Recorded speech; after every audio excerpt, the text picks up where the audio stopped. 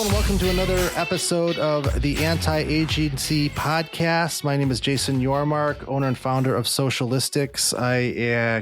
This is probably the most excited I've been about a guest because this is an individual that I kind of know. We've crossed paths on numerous occasions at events and certainly virtually. And he and his agency, at least in the past, was what I would have said our number one competitor, and I say that glowingly. But as they've shifted into a niche-based approach, maybe not as much, but maybe a little bit. But either way, we share very similar paths professionally, and I'm excited to have a conversation that I think you'll all love. I'm going to welcome Duncan Alney, the founder of Firebelly Marketing, which is a social media agency. Welcome to the show. Hey, Jason, I'm so happy to be here. Really happy. I was looking forward to talking to you. And as you said, we kind of hit it off immediately over the years. And enjoyed hanging out with you in person. And friends first, business later. Yeah, no, for sure. And just to give a little bit more context for those of you listening, we're both owners and founders of social media agencies that do very similar things. So Duncan's agency, I believe, Indianapolis or East Coast-ish, Midwestern location. We're more West Coast. But I'm pretty sure there are pitches that we both have competed with in the past, probably most of the time not even realizing it. But I've always said to Duncan and to anybody, there's enough business to go around, especially for agencies that are good at what they do. And so it's never felt like a threat. It's felt more of a friendship and colleague, and really excited to just kind of dive in today about some of our experiences and what we're thinking about in terms of the future of this type of business. But let's get started let's give the audience a little bit of a background. Give me your 3 to 5 minute overview of where you started and how far Firebelly came to be and what you guys are up to today. Yeah, I'll segue elegantly into Firebelly, and then I'll talk about myself. Sure. So Firebelly has actually been around for a very long time. I spent a few years working for other people and then just didn't want to work for anyone. No. And so I thought I'll just do my own thing. But I always wanted to do it under a moniker, under a company name. So I started Firebelly in 2001. And then in 2007, after a few years of doing it on my own, kind of getting tired of doing my own thing alone, I started, hiring people. And we started doing social almost immediately, mm-hmm. but it was just a small part of what we did because, as you know, Jason, you couldn't get anyone to pay for it. Right. And so in those days. And so then by 2015, we pivoted and said, we're ditching all the digital work, had to resign some clients and went in on social only. And it was very scary at the beginning. And, we just by I guess the right energy and the right approach, a little bit purist at the time, started getting noticed and, got some really great work. And we're doing some work for restaurants, doing some work for some tech companies, doing construction, insurance, all this different stuff, nonprofits. And then in late 2021, shifted into food and beverage. Those were our mm-hmm. favorite clients. And the pandemic taught me, that try to either get into mortuary services or food and beverage. Those were my choices. And I chose food and beverage. Yeah. So that's offer services in organic, paid, UGC, some little bit of influencer work. And then really creative has been the biggest growth area for us, is like producing photos and videos. And, obviously that lends itself to some TikTok work as well, but the integrated very all in-house. So as far as I'm concerned, I came to America to be a cowboy. That did not work out. And I realized that, ranch life was not for me, number one, and especially not as the lowest man on the totem pole, and not knowing how to ride a horse at the time either. And not having any coffee shops nearby. So anyway, I went to work at agencies and, then I started my own thing. And, I've lived all over, but Indianapolis has been home for a long time. Got it. So tons of questions. I'm just going to kind of piggyback off of some of what you talked about. You had mentioned recently pivoting to focusing on the food and beverage industry. Kind of take me through a little bit about why did you decide to do that, and what have been the pluses and the minuses since doing that? Yeah, it's a great question. It's interesting because the food and beverage business that we did and that we based our decisions on was when we were a generalist agency. So we worked. We still have a client named Karma Nuts, and we've worked with them, since I think 2016. And as you know, is forever in terms of agency relations. For sure. And it's the scope and the relationship has only gotten better. And then we did work for Fiji Water, some small work for Fiji Water and some wineries, and did a bunch of work for a regional brewery called Upland Brewing. And the work was fun. It was lighthearted. There is a certain sort of voice and suggestive selling, and giveaways and co-branding. There's this whole vocabulary around food and beverage work. Yeah, and we like drinking and eating, and so I think that was what drove in the pandemic when we lost 70% of our business, which was a lot of it was hospitality business, some restaurants, but a lot of tourism and things like that, and other companies that just was shutting down everything. I was like, man, if we get back on our feet again, we want to do something that's, relatively bankable. Now, even food and beverage, in terms of the startup world in those spaces, isn't doing great right now because interest rates are up. I mean, access to capital is just really difficult right now, and going through the life cycle, the early stages of the life cycle of starting a food and beverage business, much more difficult right now. For sure. But the small and medium-sized portions of that world are relatively stable, especially the ones that are going straight to consumers. So the benefits have been that,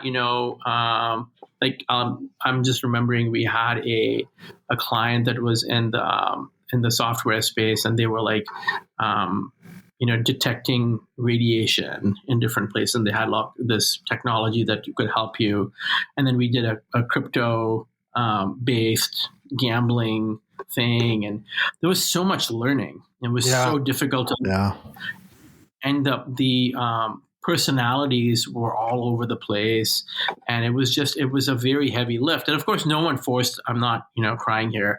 I've always said that agencies and clients deserve each other, but I felt like, man, I don't deserve this. So I think that there's been a leveling out in terms of you have to always keep learning, but a lot of the blocking and tackling, hey, if it's D2C, these are the things that matter. When you're adding retail, this is the top and middle of funnel stuff that you got to know. These platforms should generally be used these ways, and also what supporting role do the other marketing channels play. So that stuff is, I think the lift in terms of getting started is less because you kind of get the space, and sometimes we even know the product category. So that's been great, because of course food and beverage are huge, right? Beverage alone, there's just in the non-alcoholic space, there's so many different kinds of drinks, performance drinks, functional beverages, mood enhancers. I mean, there's so much stuff. And then there's the whole zero proof alcohol drinks, and there's spirits, beers, wines, whatever. And then the food space is the same thing. So sometimes you'll come across a category like, man, I don't know anything about this, but it's a little bit more unusual. The downsides have been that, the office is a year and some months into this. The office is we have a tiny office in a shared it's a co-working space. Yeah. And the office is overflowing with product. Yeah. And because I also have a podcast, a lot of times people will send, samples before the podcast, or we're shooting pictures after the podcast. Yeah. So there is a definite tendency to overeat and overdrink. So I have to definitely exercise some restraint. However, sometimes it can be, like you said before in the pre-show conversation, there can be a little bit of okay, it's the same thing. And so there are definitely times where we'll take on a client that is not strictly food and beverage, like it's adjacent, or it's like in one or two cases it's nothing to do with food or beverage. Yeah. Do you find that since you've switched over to food and beverage, have you experienced increased closing rates because the fact that you're a subject matter expert and that's all that you do? Have you experienced that? I mean, okay, so let me start by saying, and any agency owner that doesn't think this is fucking lying, because I'd gone through like a interesting relationship with a former executive who did not believe at all in food and beverage, and that person departed, and I was like, hey, I'm the leader, I've got to make this decision, and I made the decision, and it scared the living shit out of me, because now everything that we do that's out there in social, web, email, anything says food and beverage. Yeah. And so making that switch to say, okay, food and beverage, to putting our work out there and removing anything that wasn't food and beverage, that was really, really, really scary. However, there are a lot of agencies, unlike yours and mine, that don't do any marketing. They don't put themselves out there. It's either all referral work or it's serendipity. And I just, years ago, it was when I first met you, actually, I was like, I don't really want to depend on serendipity for my future livelihood or the people that depend on me. So, we did what a lot of agencies don't do, which is pay other agencies to do work for us. So it's like, we have invested in an SEO agency relationship and a PPC relationship. It's like full funnel Google ads. We produce video. We do all our own organic. We do our paid. We work with UGC. And so I think between all of those, the leads have decreased because there's less general leads. Like 95% less general leads, right? And probably a tripling of food and beverage leads. And so, could we get more food and beverage leads? Certainly we could. Are they better qualified? Yes, they are. And the closing rates, I think, are probably still in that 5 to 10% range, which sounds low. But I swear, I was probably when I was dealing with the general leads, I was closing at the 1% and 2%, and so my calendar was filled with calls, and I'd send the proposals out. I handle biz dev like a lot of smaller agency owners do. I handle the biz dev, and they wouldn't go anywhere, and so it's like a lot of busy work, and so I think that, I think. The conversions are up, definitely. Yeah. No, I still think about, niching down by industry, and I've always just been held back by the fact that, for every reason you can argue it's the way to go, there's a counter argument. And I think there isn't a wrong or right or wrong answer necessarily. I think what it ultimately just comes down to is your particular circumstances and what works best for your team and your business. And, but there's a lot of appealing things to me about, there was a moment in time, I think we were considering food and beverage, and then we didn't do it. And then film, I thought the film and entertainment industry, I'm like, oh man, and that was more of a personal thing because I had almost gone to film school and I was so passionate about that. But I think I got scared away because the couple of the opportunities that we worked on were very volatile in the changing streaming demo, so it's just like the volatility around it was just scared the shit out of me. So, I think we are who we are, and we're just kind of leaning into that, but lots of appeal to the thought and idea of going down that path. Another question I had for you, has your, I think you're similar to us in terms of inbound, but have any of your marketing strategies in terms of lead generation for the business shifted in any dramatic way since changing to this new model? That's a great question. I mean, no, they have shifted. I mean, we do a lot of like on-site optimization with our SEO in terms of like making sure that we're building out content that answers the question that the person's seeking to find an answer for. We produce blog content around many different food and beverage keyword phrases.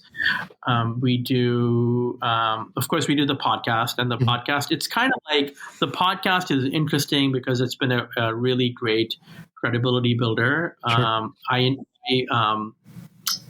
interview and we shine our light on founders of mission-driven food and beverage companies. So it's not any food and beverage. We have to turn down some really great guests sometimes because we're trying to look at people that are making the world better. So it's gluten-free, or if it's decadent, it's decadent in a good way. Sure. People that are planting trees, or they're really focused on their people. So that has been really interesting because it has really built a community around me and around the company. And, and we don't ask for anything. It's all advocacy work, right? It's like, Sure. Hey, you're a founder. We'd love to talk to you. But I mean, the Google ads, certainly, they're all optimized for food and beverage, optimized for decision makers and influencers in the decision making process. So there are things that we want to do better that we just, in spite of doing all our own work. Our organic program is huge. It's unless something goes wrong, it's one piece of content every day.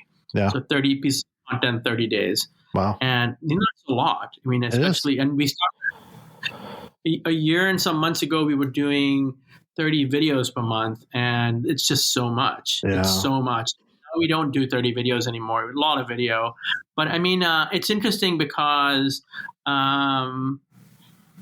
it's you actually have to put a lot of time and money and effort. The biggest one is the effort into your own work. Yeah. And we've done that. Yeah. And I think that, sorry, go ahead. No, please finish. I was going to say, I think that, the video piece is interesting because, for being, if you're a 120 person agency and you decide, hey, I'm going to start a video group, I'm going to hire 4 people, that's not that big a deal, right? No. 4 people, they're going to come in and do everything. When you are 10 people or 14 or 15 people, whatever it is, suddenly starting a group that focuses on video, it's either a slow process, which is how I did it, or it's a heavy lift very quickly. Yeah. And just being able to put out that kind of finished content every day for ourselves has given us, the last year and a half, has given us a really great insight into what it's like to produce 30 pieces of content for someone else. Yeah. What are the workflows? What are the pitfalls? What shit goes wrong? We found out we couldn't use Google Workspace anymore for storing our digital assets because shit gets lost. Yeah. Or you can't share it, or when you do share it, you forget to unshare it. And so, we went with a digital asset management system. So it's been a very interesting and fun journey. I remember, I don't know if you ever met Chris Dreyer. He was in one of the masterminds we were in together. He focuses on personal injury law. And the only reason I bring him up was because we were talking one time and he said to me, he goes, if you ever go down the path of a niche, make sure that you get to know everyone in the niche, not just the future clients and not just the clients. Yeah. But, you want to know the legal people, you want to know the HR people, you want to know the designers, you want to know manufacturing people. And that has been really, really hard to get to know those people. Because, the way you and I roll, we're very similar. We have some semblance of balance in our lives with our families. And so it's I'm not sitting here, till 8:00 at night making calls to get to know people. I do it kind of in an organic way. Right. I'm going to get to you. I'm not going to ask you for anything. But that has been very difficult. So I think that's where, in terms of our, efforts on our own marketing or our own work has been difficult. That piece has been very difficult. Yeah. Going to the trade shows and all that kind of stuff. Well, this brings up a really great point that I want to kind of continue the conversation around. You get there's so many people that we how competitive this is. Every day, everybody's starting an agency, and you've got a younger generation that's grown up on social media. So they think that they're experts and they can just spin that off and create an agency, and they're going to make millions of dollars. I see it all the time on Reddit. You get posts all the time like, I'm starting an agency, and they're asking these very rudimentary questions. And of course they are, because sure, yeah, they might be great at certain aspects of social media content or driving engagement, but they don't know the first thing about a business and all of the intricacies that come with that. And I think what you've just described is a perfect example of that, because I can relate to that. As an agency, we've been around, not, I don't think as long as you, but 5 or 6 years. And I knew from day one that we had to commit to content, putting out content regularly, whether it was blog posting, podcast episodes, video, social media content, and doing it all of the time consistently.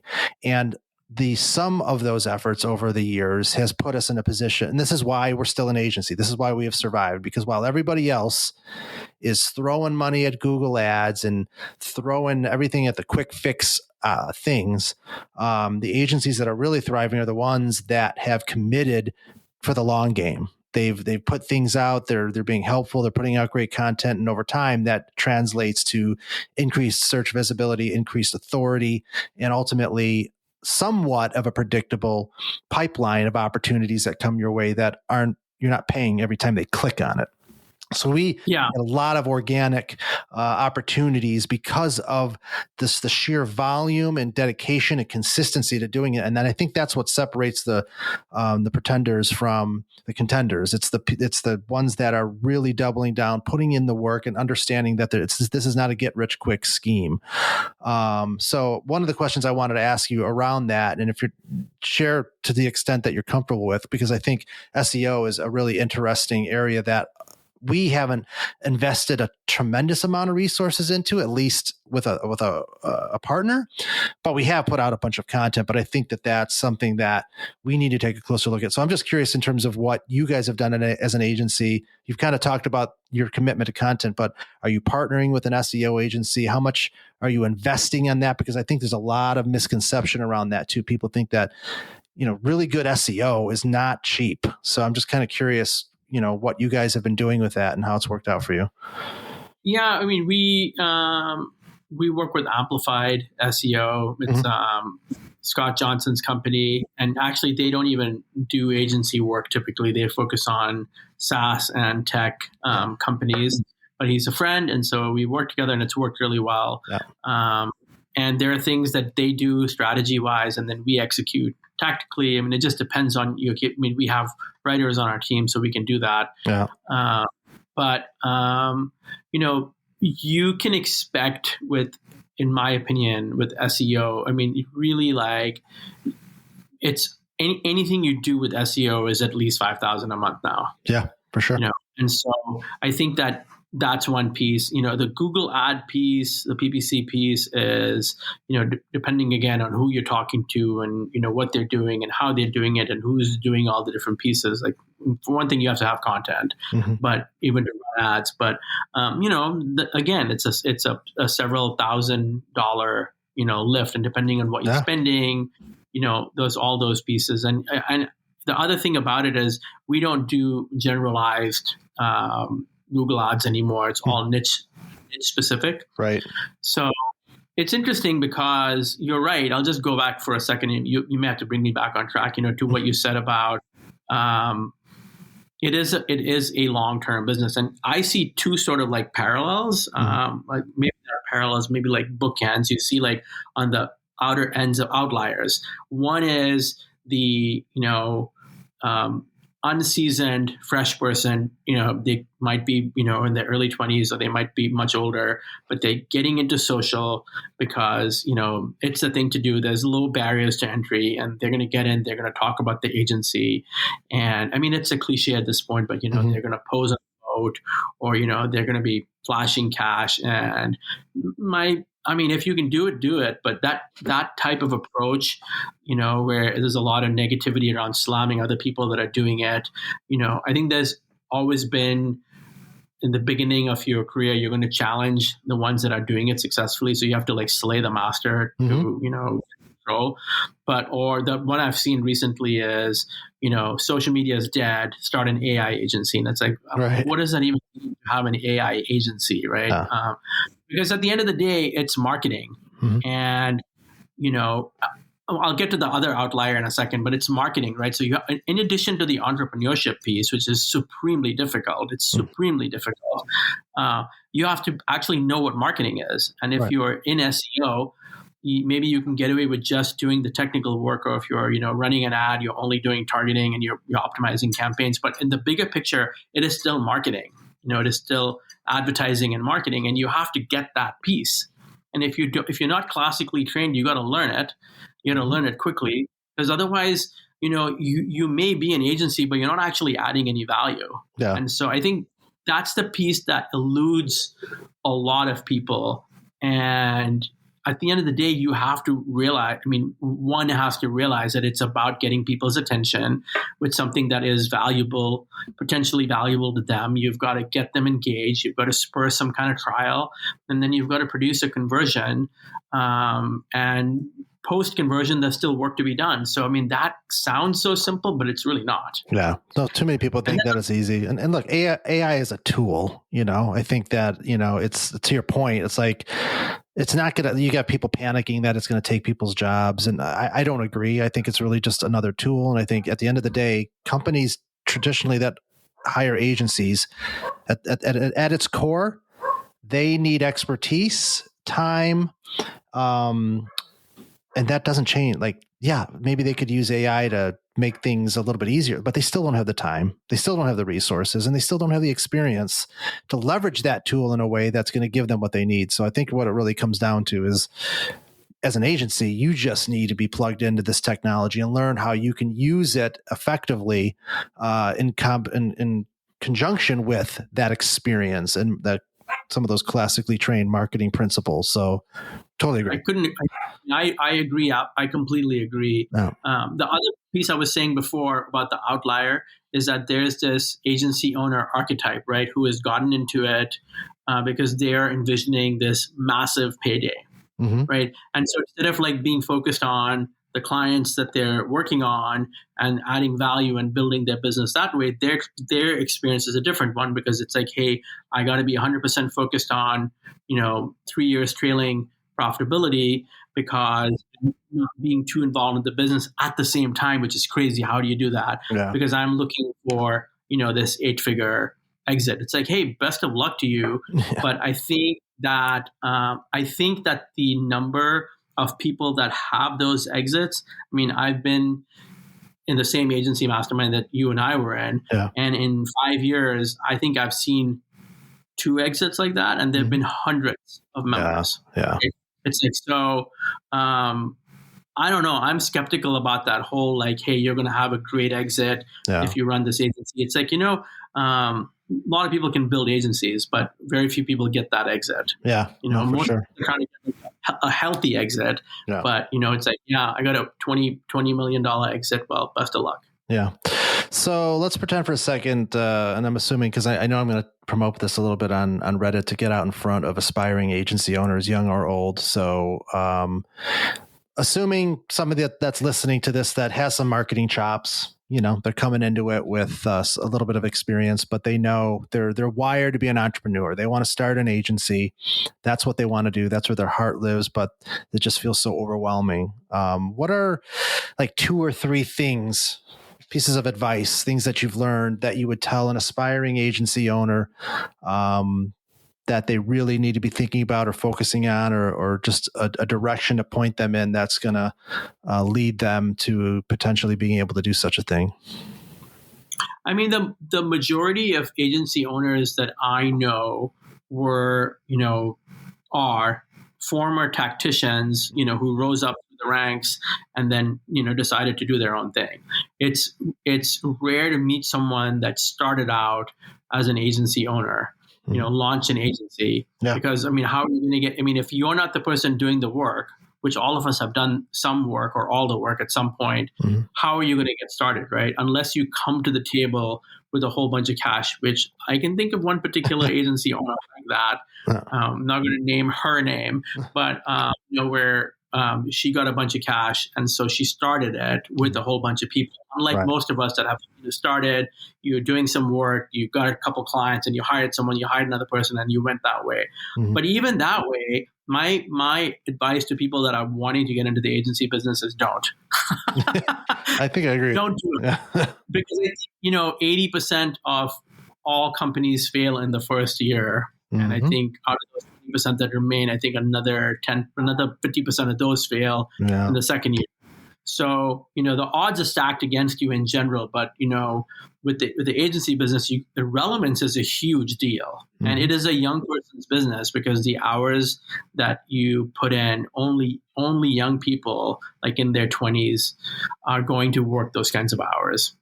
So it's a long-term play. You can be very successful with a specific component inside overall marketing, or a subcomponent inside, like you're just doing social ads. You can be successful at it, but it's going to be a grind regardless of how you do it. And switching into an owner mindset is actually very difficult for most owners. It's like, hey, I have to operate as the owner. So I think that just knowing, what your pathway is going to look like broadly in your head, and also giving yourself permission to be successful, which it seems like a lot more people give themselves permission than in our generation, Jason. I guess maybe we were challenged by boomers who did not think that anybody else could be successful. And so all the Xers were like, hey, maybe I'll be successful, but maybe not. And now a lot of people are like, hey, of course I'm going to be successful, which I'm just saying like, hey, you have to be prepared for the eventuality that you'll fail. Mm-hmm. And what is your backup plan if you fail? Yeah. And piggybacking on that, I agree. When I see a lot of people that are just like, oh, I'm going to start my own agency, and they think it's so simple. I agree. Two things. One, I think we live in a time where you better be prepared to niche down horizontally and vertically. If you think you're going to come into this game and be a generalist in any capacity, you're going to get steamrolled. Like, you need to pick a specialty and you need to pick an industry. That's your only shot. And there's enough business in the world to be able to carve out a nice piece of business if you've got the chops to do it. That's number one. And number two, to your point, you have to do it first. You have to have a portfolio of work that you've done, even if it's for somebody else. Like, you got to be in it. So to expect that you're just going to jump into a career without any experience, you need to experience agency life. You need to do the work and leverage those experiences to put yourself in a position to be able to build something and take that 75, 80% failure rate and lower that for yourself, because that's the only way you're going to increase the odds of you jumping into something and having it work. I've started, I think, 3 or 4 businesses throughout my career that all failed. It wasn't until Socialistics that I got it right. And I'd argue that those failures helped prepare me to inevitably do something successfully. So it's really hard to jump out of the gate and do it without having those experiences. So couldn't agree more. And I think that even the things that are the greatest benefits of doing your own thing, such as, I'll call it relative freedom. Yeah. It is relative freedom. It's not freedom because, while an employee is probably going to check out and, go enjoy the weekend. Yeah. You're still thinking about it. Yeah. You'll still suddenly stop and say, hey, I forgot to do this and I have to do it now. Mm-hmm. So I think that, there are definitely, and you're never going to get paid. Okay, it's unlikely that you will get paid as an agency owner the way you get paid in a corporate marketing job. Yeah.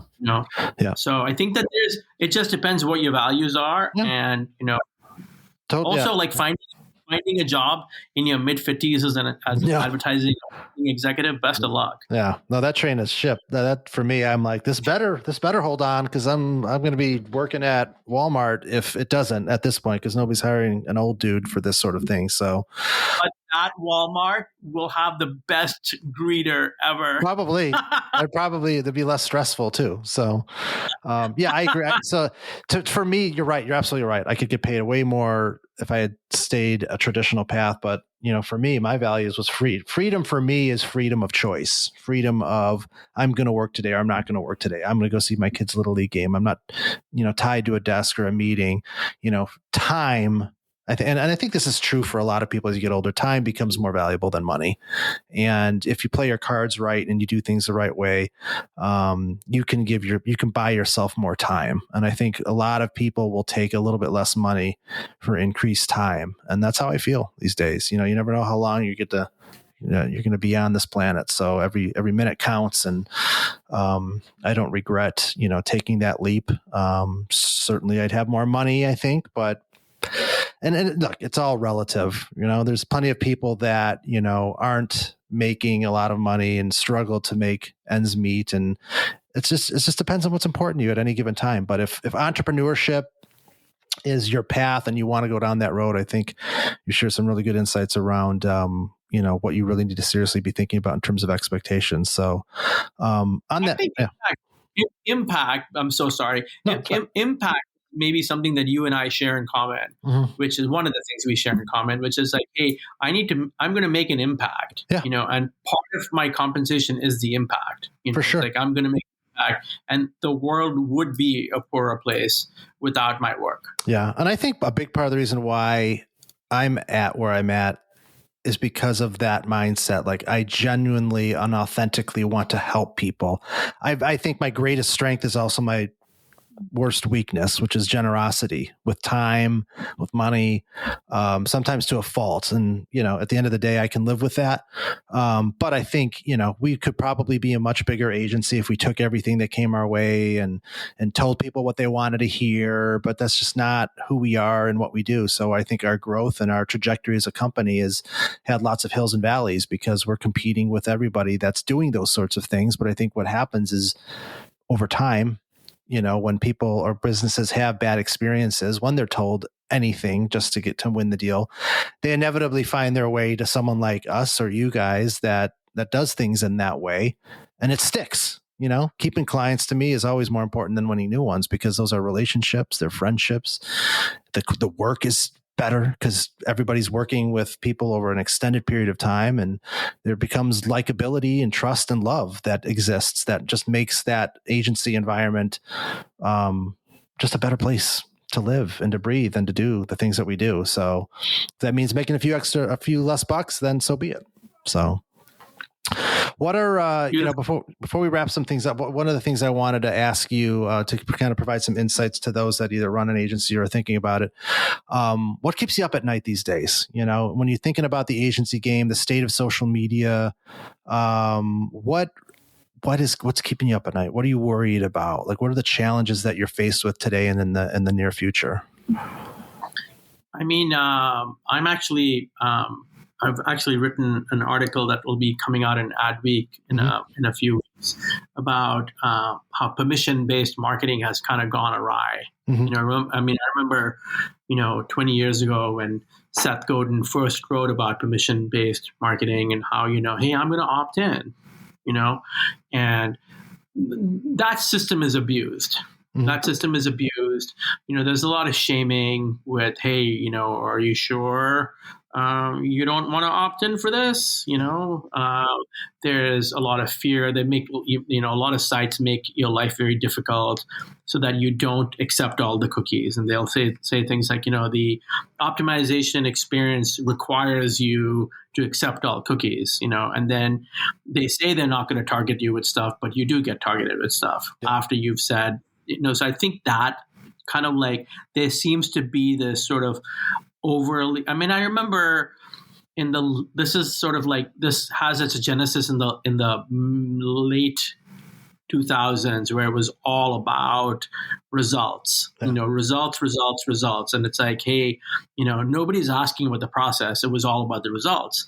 And, you had this whole genre of agencies, which you still see this kind of tagline out there, data-driven agency. It's like, who isn't a data-driven agency? Right. Even billboard agencies are data-driven because they're looking at, drive-by traffic and peak times and all this, visibility and all this kind of stuff. So data-driven is nothing. Everybody does it. It's like saying, we use our minds. Okay, great. Well, what else were you going to use?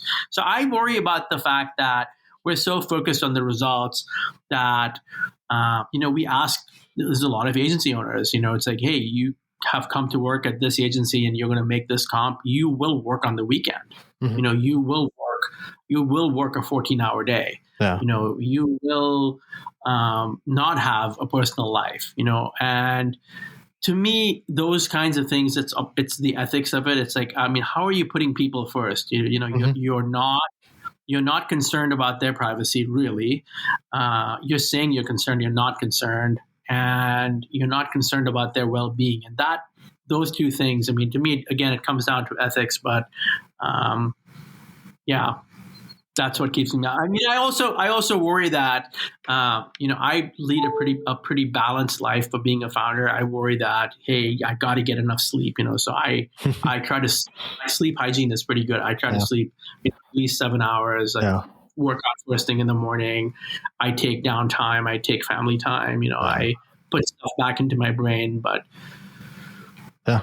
No, I can relate to just about all those things, especially as you get older, especially the sleep thing. I think people don't realize the health benefits. Like which is rare, like if I can get 7 or 8 hours interrupted, the way I feel the next day is monumentally healthier than the days where I'm waking up and shifting or not getting it. So it's important. I've learned that, especially over the latter years of my life. So fantastic. Well, is there anything I didn't ask you? Again, thinking about, aspiring agency owners or people that are running an agency, anything I didn't ask you or any kind of parting words that you feel might benefit the audience? I was on a podcast like a couple of years ago. I think it was maybe 2.5, 3 years ago. And they asked me the question, like what was how come you were successful when so many people fail agency business? And I said, well, at the time I said, well, I had a burn the boat mentality where, like a Viking, I was there and there was no possibility of retreat. So I burned the boat. I could not succeed. Yeah. And since then I have changed my mindset and my opinion about that. It's like, no, I will never operate like that again. Yeah. It's not a healthy way to operate. I think that there's always a possibility that you have to quit, or that you're not going to succeed at something, or you're not going to succeed at it the way you're doing it. Yeah. And maybe you have to do it a different way. But burn the boats we should not ever put ourselves in that position to say burn the boats. We should always have a backup plan, even if it's something totally different. It's like, hey, my backup plan is if the business fails, I'm going to take 6 months off and decide what my next step is. Yeah. No, I want to answer that question too. If I had to pinpoint one, why this time? Like, why did it work this time for me? What is the one thing that I can bring it all back to that I feel was the foundational thing that allowed this business to thrive? And look, there's 100 reasons why it did. Certainly my team being a part of that, but it's probably, it's just me being generous and authentic and bringing high energy and just being likable to those that I engaged with early on. I think I was passionate about what I was doing. I brought high energy, and I was really generous with my time and truthful with everybody. And I think as time goes on, I think the world has been moving away from those sorts of traits. And I think when you are that, authentically, it can stand out, and it can be a really big foundational thing. And it sounds really corny, but ultimately I really believe that's the why, and that's how I was able to do things differently. And to your point, there are people that tackle it in different ways. Somebody gets, $1 million and 10 people to kind of, that's a shortcut, money can, do that. But for most of us that don't have a lot to work with, especially people that are listening that want to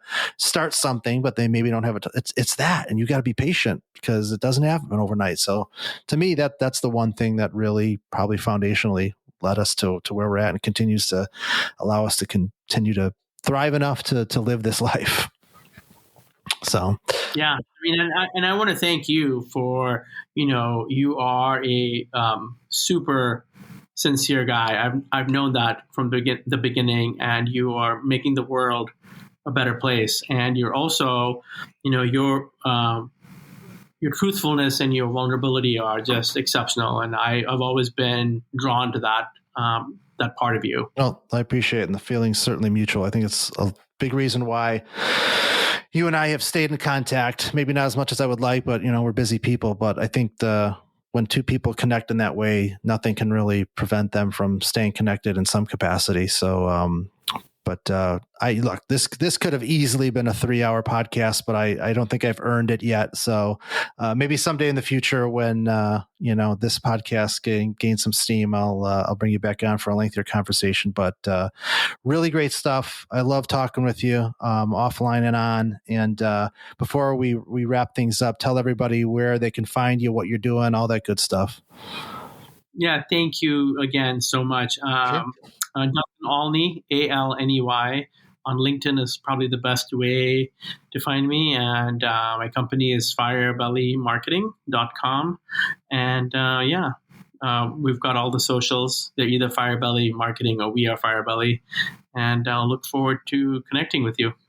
Awesome. Well, Duncan, thanks for being on the show. And for those of you listening, thanks for jumping in and catching some or all of this. Like, share, subscribe, all that good stuff. Thank you for listening, and we'll catch you on the next episode of the Anti-Agency Podcast. See you next time.